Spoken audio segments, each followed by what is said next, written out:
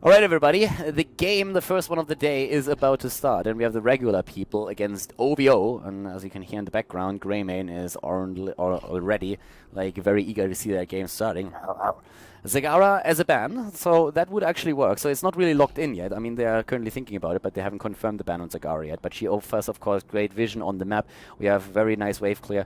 Thrall would be the automatic ban on the European server. Kelthas, on the other hand, can be quite nice too. But in general, if you talk about Cursed Hollow, there's a couple of other heroes to consider as well. Falstad is very, very powerful. And it looks actually like oVo is going a bit for like the standard old school, not really old school, like pre-ban drafting.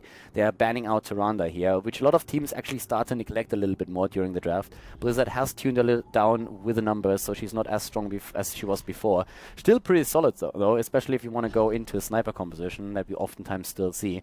The regular people, they counter that with the Kelthas, and that makes sense for them. And for oVo, we have now the opportunity to start things off, as we already said, with that Thrall. There it is. They could combo that also. Okay, they use a Chainer now. A lot of people could go with the second, you could go with a Warrior here already, drop a Muradin in, even of course he lost now his mini-stun on Avatar, but he got a few other benefits thanks to that. And there's a couple of heroes that you can really play here. Falstad is quite popular on Cursed Hollow as well. On the North American server, not quite as popular as in the European scene, but he is getting a bit more popular, and especially on this map, he's super strong thanks to the Mighty Gust at boss. And that's why the regular people are already thinking about locking him in as we speak. One of the big differences that we have between the servers right now is that especially in North America, Uther is still extremely powerful and very often picked, very popular hero.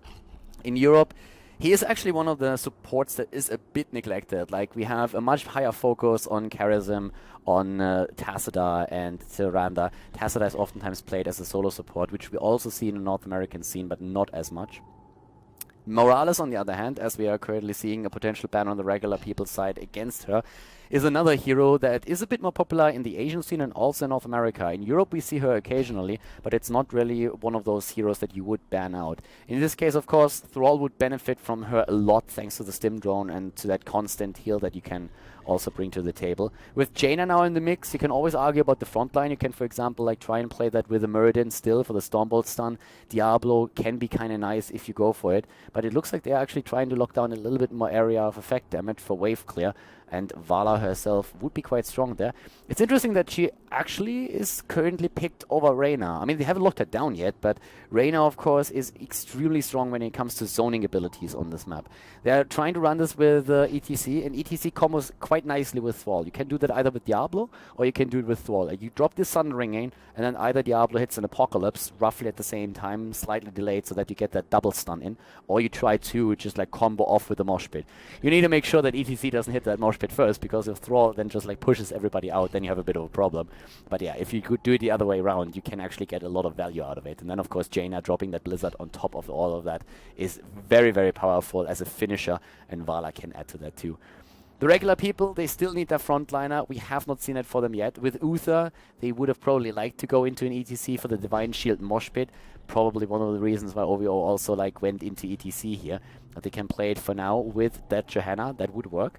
They could, I mean, in theory still, I don't think that on North America Stitches is as popular as he currently is in Europe, but he would be a nice addition to that. You can go Stitches hook into Uther stun, into Katha's Gravity Lapse, and then drop that damage in. So Stitches would work. Can of course play that also with Johanna. They have the damage, can go into Double Warrior, and if you use that, then you can even lock the target down further with a nice Condemn. So there's definitely a couple of options of how you could play that right now. The regular people, they still need the last pick here, and adjusting to oVo's setup. I mean, we are of course expecting a support for oVo, but yeah, they could run this with a number of heroes. But I would like a double warrior setup here. I think that would actually work very well with them. We have Sonya banned out, so they can't really go into her as that bruiser style type hero next to Johanna. Theoretically, I guess you could in some scenarios go into oh god, please, yes, please, please, please, please don't tease. Come on, give me that Greymane. I take everything back. Don't take that second warrior. Yes, it would work nicely with your setup, but come on, give me Greymane. Gimme, gimme, gimme. Come on, baby. You want it. You want it. I know you want it. Hit that button. Hit it. Hit it. Do it. 8 seconds. Come on. Hit that Greymane. Come on. Yes. Yes, yes, yes. Greymane time, baby. Alright, so we have Greymane. And we have a Rhaegar as a heal. I like that. I'm loving it. The regular people with a Greymane. This is actually like the first time that I've seen Greymane in a tournament picked. And yeah, guys, there's nothing to say anymore. We have the double Orc on the side of OVO. We have the regular people with the Greymane pick. This is beautiful. And we're going to go straight into the game to find out what's going to happen here. I'm liking that a lot. Greymane was barking the entire time in the background, as you could hear here. And apparently the regular people, they listened. They immediately said like, all right, let's get him in. And yeah, it's time for Cursed Hollows. Let's jump in right away and check out who's going to take it. Alright everybody, game on. We have the regular people going up against OVO in our first game here, the North American qualifier for the End of the Storm, and we have some Greymane action. To the left side of the map, first of all, OVO with the Oculus on ETC, Giletto on Vala, Talas on Jaina, Insomnia is playing Rhaegar, and Trap Queen is playing Thrall, so we have the double Orc action in the house. And to the right side of the map, I am very happy to introduce, first of all, the captain himself on Uther, Shady on Greymane, Daryl on Johanna, Riven on Kalthas, and the best feed I am on Falstad. So we have actually Greymane in play, and yeah, we have the regular people playing once again. You might remember them from a video that I have on the YouTube channel where they played against Tempo Storm. They got completely wrecked, but then again, they went up against a professional team, and that's kind of to be expected, to be honest. So these boys today now with Viciousness as the level 1 talent. No cooldown reduction here on the talent. Instead, the Inner Beast duration increased. And yeah, that is actually kind of interesting to see that. Okay, so an interesting talent here on level 1. Curious to see how exactly they're going to rock it with Greymane, if they have a chance here or not. We have Spirit Walker's Grace on level 1 taken. Rhaegar, of course, on the PTR with a lot of changes, but right now we still have the old school version on the hero. At the same time, Night takes Spawn taken. Kalthas without the level 1 talent yet. So of course, Mana Addict is what we would expect, and that's also the talent that is indeed taken, with Seasoned Marksman on Falstad. And, well, Insomnia and the rest of his boys already in the bot lane trying to go for one of the towers, but Force... Oh, dude! Like, he was a bit aggressive there, eating that entire cone of cold damage from Talas on his Jaina. Daryl in the mid lane is currently trying what he can. Riven, Captain, they both move in. Stun attempt against ETC, there it is. Not enough damage yet, though. And at the top lane, we have Thrall at the same time. Oh my god, like, really pushing Greymane back. Shady in a bit of trouble here, riding that Cloud9 mount. Yeah, well, that does unfortunately not necessarily transfer the skill of Cloud9 players over. But we have a good stun against Thrall, and the first kill for the regular people. Alright, nice. Nicely done here. They get the kill. They have Rhaegar on the way into the mid lane right now. OVO, that is, as Daryl was still soaking experience. At the bot lane, there's quite a bit of pressure, actually. The first tower down, second one already pushed. Falstad flying in. And so far, he has not fed anybody. But yeah, Chain Lightning build on Thrall. We have also, in this case, again, the Lingering Chill taken. Rotation, but nice dodge on that Gravity Lab. Stun, and Jaina is locked down, but not dying yet. The heal and the kill, and Talas escapes.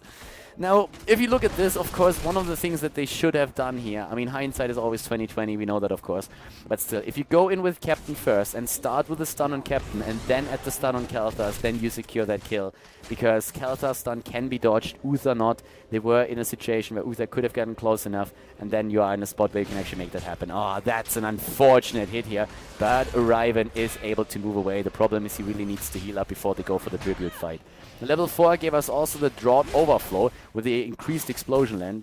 Pretty standard talent to take, actually, but Gilead on his Vala is just like channeling that through, and we are having right now an easy first curse on the side of Team OVO. They currently have Snowstorm taken on 1. We are seeing Puncturing Arrow and Composite Arrow. It's an old school build that has been around for like ages. It's a hybrid attempt where you just try to go for the range talents on your abilities with Composite Arrow and also with the Puncturing Arrow here. And it is like a max damage build that you can go for. If you go for the Repeating Arrow on level 7, for example, you can really just like move in, hit a double arrow and also that multi-shot. On level 13, you usually take Frost Shot so that you have at least some control over the fights.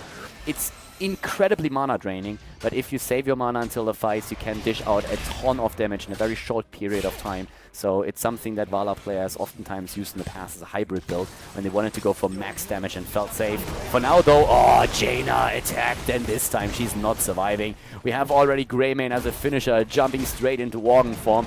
Moves out again, well played here by Shady. Oculus is moving in, they want to go for the Kalthas kill though, and they are going to get this. Kalthas is down, Tribute Channel at the bottom. There is actually Falstad starting to fly in, but Daryl, oh, that was a bit unfortunate. Giletto might actually, nah, there's no follow-up. Can't really take him down here, but he was in a bit of trouble there. Didn't have the range anymore on this multi-shot to really interrupt the channel. For now we have level 7 talents for them a bit faster, and as expected, repeating arrow is being taken, so full damage build here for Vala. It's definitely going to help her to get those numbers on the board. Follow through now taken, and Rhaegar going also into cleanse on level 7, whereas down here we still have that fight between Talas and Falstad. That would actually have been the end of Jaina, if not for those two towers. That forced definitely Falstad back here as well. So we have a pretty close match actually between the two so far. 2 kills on each side. Shady up at the top lane, still has to be careful as well. I mean, Thrall is a lane bully, we know that all. Like, he is incredibly powerful, and Shady has to be super careful here, especially of course since he's being pushed back the entire time already. Level 7 now, goes for the damage and also the impact explosion, so that's actually really nice. You can poke from a distance, you have the drought overflow as well, so you're actually in a position where you can get a lot of siege damage out as Greymane in his human form before you jump in with Worgen to go straight for the finisher. But that's a very, very nice move here inside Shady. Great build. Level 1 talent, I'm not really used to seeing that level 1 talent. I'm used to seeing the cooldown reduction, but still, that's something that we are going to keep an eye on. Uh-oh, Kel'Thas dead! Oh my god, the double kill against Kel'Thas and also Greymane. Uther dying too. Nice from Trap Queen, moving in from behind and immediately just like taking out both of them. Kel'Thas, he felt safe, he walked into the backline and thought that he was shielded from the rest of the opponent's team, but then Thrall comes in from behind and he just drops him, and that's the end of it. They basically got sandwiched in that situation, and that didn't help the regular people at all. And therefore we now see a massive, massive lead in experience on the side of their opponents, and that's of course a massive issue now.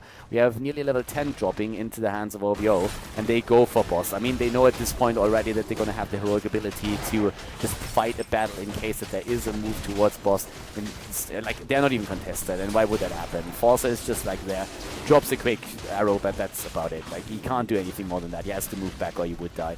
Level 10s are now ready with the Ancestral Healing, with also Mosh Pit, we're having the Strafe taken and Sundering plus Ring of Frost.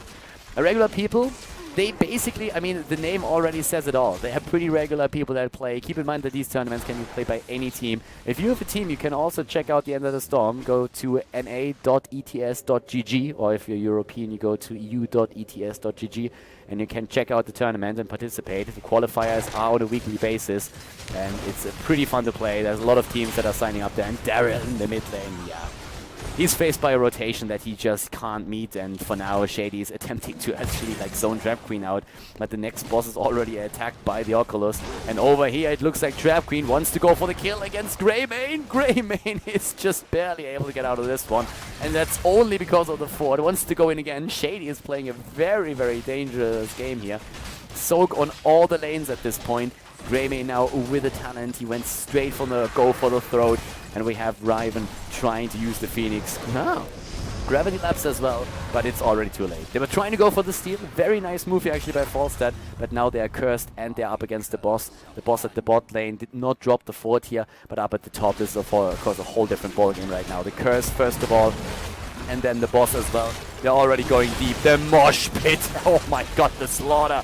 2 down, and they're going for the third. Daryl is now down as well. Greymane dying a bit too fast here, and well, we have Oculus and the rest now moving straight for the captain. Divine Shields himself didn't even get the chance to Divine Shield anybody else during that fight. 2-level lead now for OVO, and they are of course pushing through. They were the favorite heading into this game, no doubt about it, and we can see why. The boss is pushing the top lane, and we have at the same time now them also aiming of course for keep at this point. It's a 5 versus 5 again, and Rhaegar is rather low, so Insomnia has to pay attention.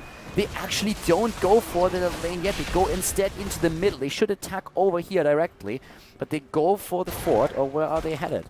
Looks like they're actually, I'm a little bit confused to be honest with you. I mean, that's a smart move there. They take also the fort, and they move to the bot lane instead. Okay, they could have gone for the mid lane, they decided to go bottom first.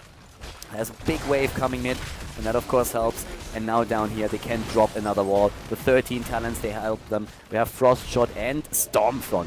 This is actually like a talent that you for example, never really see on Europe. Europe is very, very adamant about going into the into the ice thingy. God damn. The ice block, there we go, into the improved ice block on level 13. Very rarely do you see a Jaina that goes for anything else, whereas on the North American server, Stormfront is actually not that rare. You see it every now and then. Icy Veins is also very popular here. And Ice Block itself, more talent that you take as a reaction to a setup that your opponent has where they are trying to jump people. We have also a bit of an adjustment here with the level 13 talent with the Showstopper now taken. Healing Surge, of course, now taken too. And we are still seeing the regular people waiting for level 30. They need that talent, and they are nearly 3 level behind now. It's 2.5. It's definitely not the easy game for them, far from it. Trap Queen, Talaz, and everybody else, they are just roaming around again, and they are trying to get their kills in. They're playing a pretty incredible game here, actually. And, of course, they are just trying to capitalize on the advantage that they have. As long as they run with that and build up their momentum, they can really get a lot of damage here in against the structures now and maybe like drop a keep early. That boss, by the way, did not manage to go through the keep completely, so the keep is still there. Keep that in mind. No pun intended. And we have now at least another wall taken. Falstad is currently at the bottom of the map, trying to get split push experience. The regular people, they are in so much trouble right now, and they know it. They're attempting to just drop a few structures with Falstad so that they get level 13, but in the meantime, the rest of the team has to fight a 4 versus 5, and now it seems like oVo is finally starting to move up to the top lane to deliver the last few damage points against that keep. And yeah, they do. Just a poke from the distance, multi-shot, frost armor, another blizzard that goes in, and this is the first keep in the game. And just barely before level 13 is hit by Falstad, who dies together with that camp, the bot lane, and drops the fort. So they get a little bit of damage in right now, but of course you can realize that it's just simply not enough to keep up with oVo, especially since it looks like we're going to see a bit of a trap happening. Nobody's moving in there. They have been seen by that particular wave. There's at least a channel on the tribute. That would be the second one, but Daryl is being attacked. Here's, of course, once again, Greymane in the back trying to use his cocktail. Not too successful. Divine Shield on him. He jumps into Worgen form. He goes for it, and he drops the Thrall just before the Ancestral Healing hits. Again, Greymane in. A lot of momentum here for him. Has to move back, but dies. Mosh Pit is in. It's a kill, 2-for-2 kill. Captain dies, though, and that drops now number 3 and number 4. Falstad might fall as well. That would be the team wipe, and it looks very much like it. We saw the captain try to heal with the Uther Ghost, but it didn't work out for them. On level 13 now, looking at Greymane, we had as the talent on the prowl, and at the same time, Spell Shield plus Chain Bomb. Not even the Chain Bombs could turn this around. The tribute has now been channeled by the Oculus, by ETC, and Greymane at least getting those 2 kills in. I mean, once that he has on the prowl, he can really just dive in and chase targets. The problem is that he is very squishy when he's focused and doesn't have that Divine Shield there. With the talents now and also the damage output, we have Greymane on 24,000, which is actually not too bad if you think about it. I mean, it's 4 kills against 14. He still dished out the damage and is roughly on the same number as Jaina and also Vala. So the numbers here for Greymane pretty solid. Falstad flying in now, trying to help the rest of the team out. And they also fought a 16 talent versus 13 talent play. So that definitely didn't help them. The regular people, they just felt pressure to go for it. And they were also more or less trapped since, of course, oVo moved in from behind. By now, the boss is moving through the bot lane. There's another tribute that now appears on the map, and oVo is just moving up to the top and just says, like, all right, we're going to go for the next one.